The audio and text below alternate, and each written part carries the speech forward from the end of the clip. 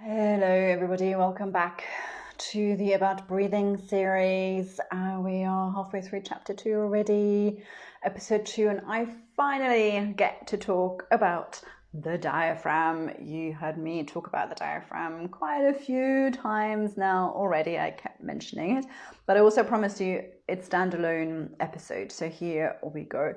Now, when it comes to breathing, of course, the diaphragm is our main breathing muscle. Right? So it kind of makes sense to pay it a little bit of attention.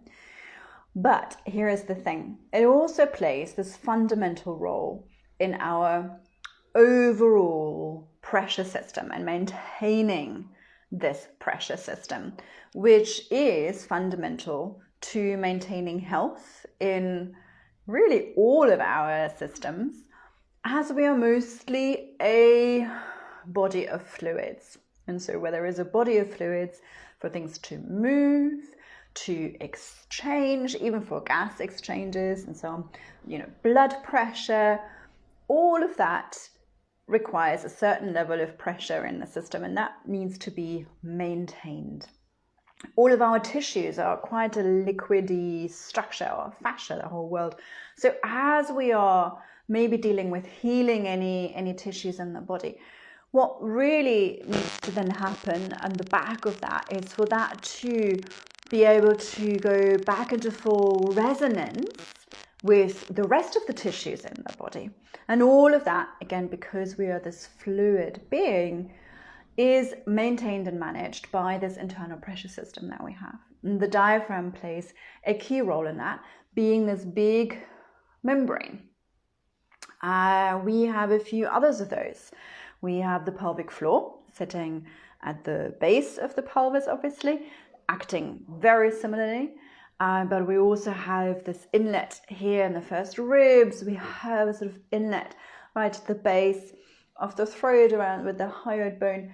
We also have a membrane that runs right through the skull, in a way, also literally like a membrane. We have membranes running between certain bones.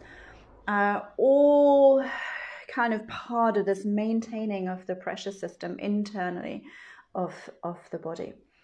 So the thing with the diaphragm, it's definitely one of the main muscles that when it carries tension, it's most likely some form of anxiety, emotional stress, tension.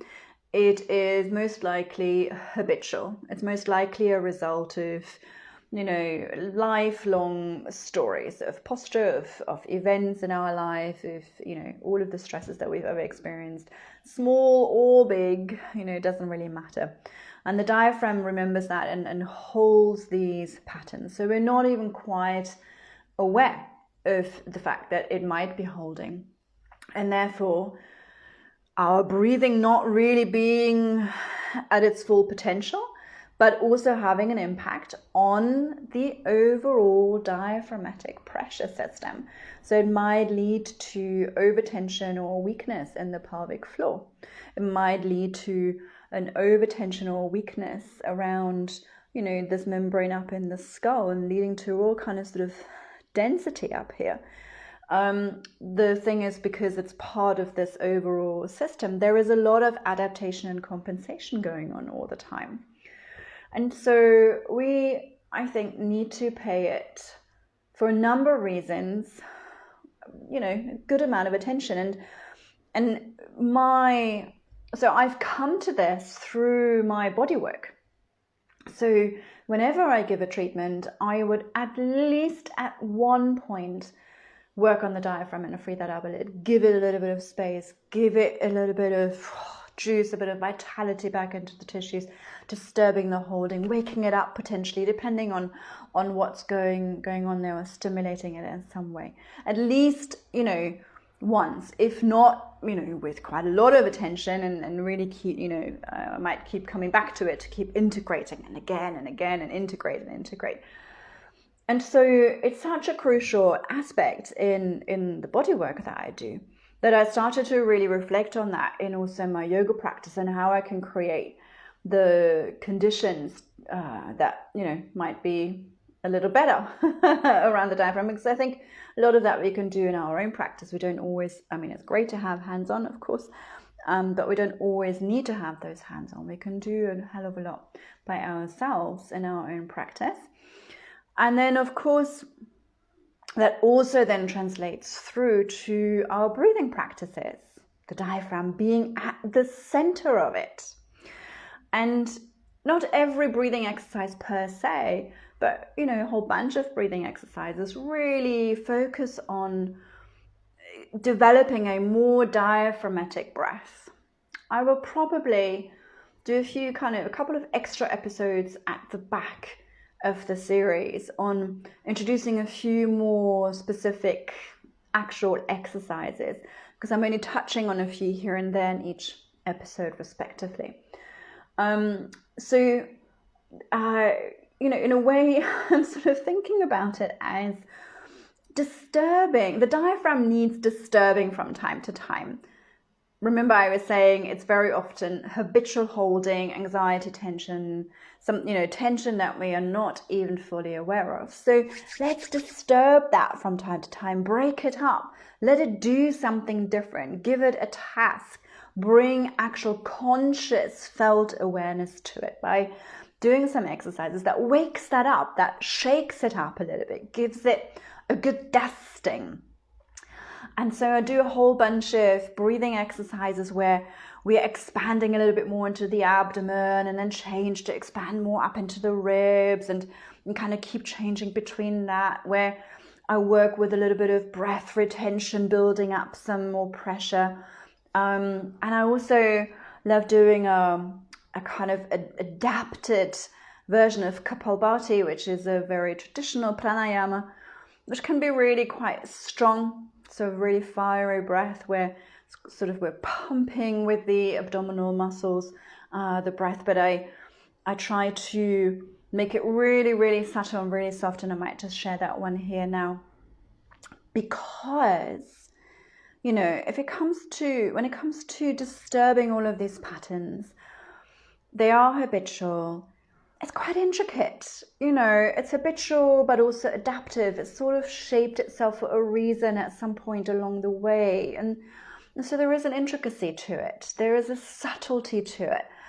In a way, there is its own intelligence to it, because these patterns have created themselves, for a reason, to cope, to adapt, to deal with whatever situation was arising. Only that then it didn't let go of it afterwards, and then at some point eventually becomes not so helpful.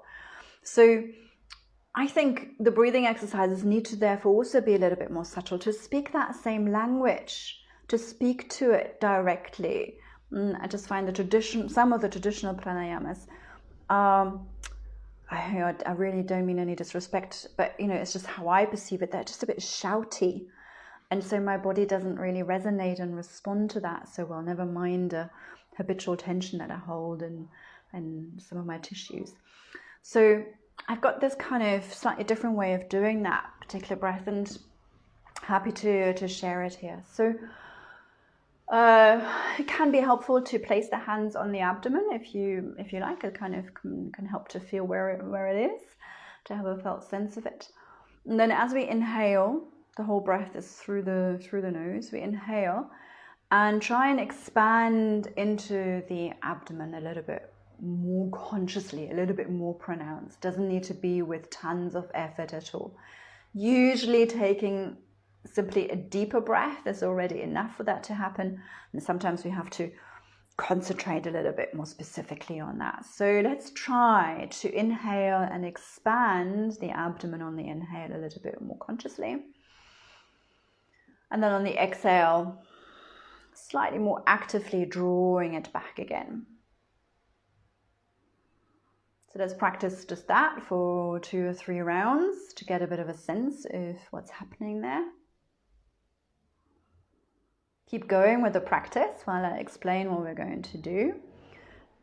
We still inhale and expand into the abdomen, but then we do tiny little contractions with the abdominals to puff the air out. It might be 3 puffs, 4 puffs, 8 puffs, 12 puffs, until all of the air is out. So lots of little mini puffs along one exhalation when the air is out. We breathe in again, expand into the abdomen, and then puff the air out again. And this little puffing, it's mini contractions using the abdominals. And I don't know, it's kind of, you have like something fluffy at the tip of your nose, and you're sort of trying to be discreet about it when it actually looks quite funny, but you're sort of trying to sniff it off and get it off the tip of your nose without sort of, maybe because you haven't got a hand free or something.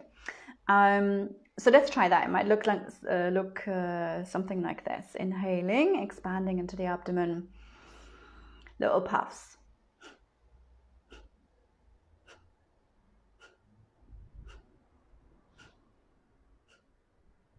Inhale again.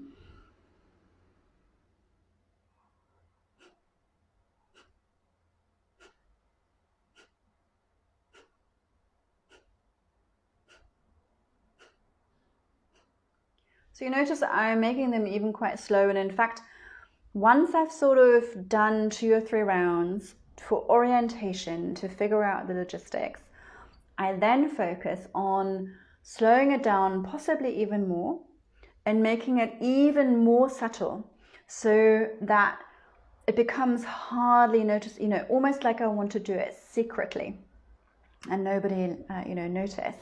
So I try to make them really quiet.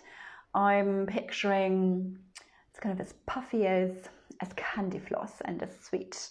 So almost like there is nothing to it. Remember, it was about making it quite intricate and quite subtle for it to be more in the language of the body.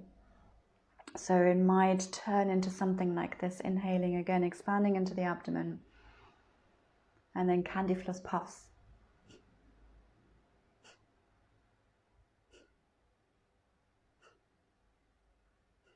And I've slowed them right down, at least a second between each one.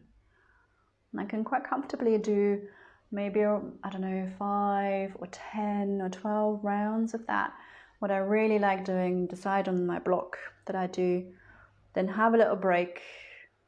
Sometimes in that break I would take more of a bigger breath up here, holding the breath for a little moment, for contrast, as a little change again, changing things up for that diaphragm. And then there's really slow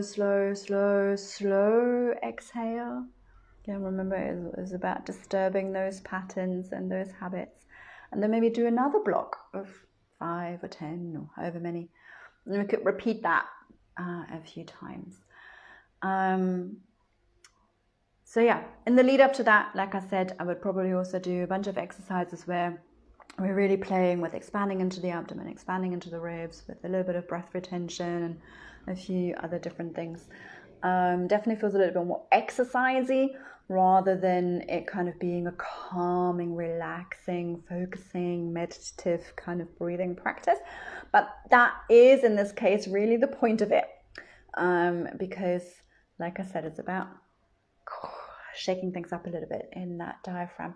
What is really interesting then to observe by the end of that, the actual movement of the diaphragm. And it might even be possible to really have a felt sense of it, because the diaphragm moves all by itself automatically all day long. Every time we breathe, it just does that for us. Amazing. We should be very grateful. But so we don't really pay it so much attention, and we don't really feel it move. And it's quite nice to, when we do these exercises, by the end, I want to take that extra, minute or so to observe the sensation of the movement in the diaphragm when we take normal breaths, because it might actually be noticeable. You might actually notice the movement of the diaphragm with the breathing. And anyway, to me, it feels really nice. It's, because it is one of those very natural processes in the body that we need for maintaining health and vitality. And it's actually something really quite beautiful, almost poetic, about being able to have a felt sense of one of those processes. This breathing because it is absolutely fundamental for kind of dealing with, releasing pain somewhere in the tissues, fixing like a shoulder pain or, whatever. It's really noticeable how a difference it makes in supporting that process as well, healing like an injury or, dealing with some of that kind of niggling pain that we have, and we kind of keep going at it and we free up that shoulder or whatever it is. But then to really make sure we use this principle of releasing the tension in the diaphragm as a way of integrating that, and for that to, whatever we free up in the tissues here, so that it can go into full expression and resonance with the rest of the tissues in the body. It makes a real noticeable difference. So anyone dealing with some part of pain in their body and going through a process of healing that with whatever exercise and therapy you choose, I highly, highly recommend to do some breathing that is really focusing on freeing up the diaphragm. And I can speak from my personal experience as well as the experience from students that I shared this with. So yeah, any of you who are maybe teachers and sharing breathing exercises with your students, go ahead and play with this, play with this with your students, especially if they are struggling with something like that in their body. I hope that's helpful. Any questions, as always, put them below the video and I will be more than happy to reply. Next time we will be still talking in this chapter about vitality, but we'll be focusing a little bit more on the mind and clarity and focusing the mind. So that's to come. What is today? It's Friday, so that's to come on Monday. I'll be back. So in the meantime, have a wonderful weekend, everyone. Take care. Bye for now.